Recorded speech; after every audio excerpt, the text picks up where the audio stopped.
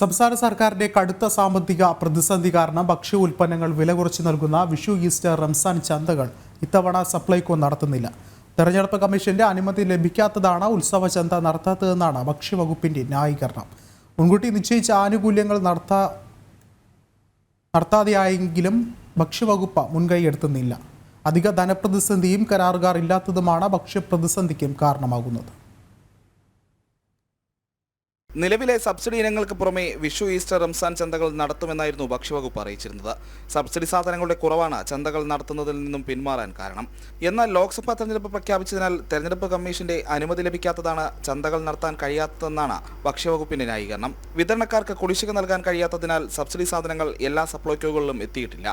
കുടിശ്ശികയിൽ ഒരു ഭാഗം വിതരണം ചെയ്യാമെന്ന് സർക്കാർ വാഗ്ദാനം നൽകിയതിനെ തുടർന്ന് കുറച്ച് വിതരണക്കാരെങ്കിലും പങ്കെടുത്തിരുന്നു.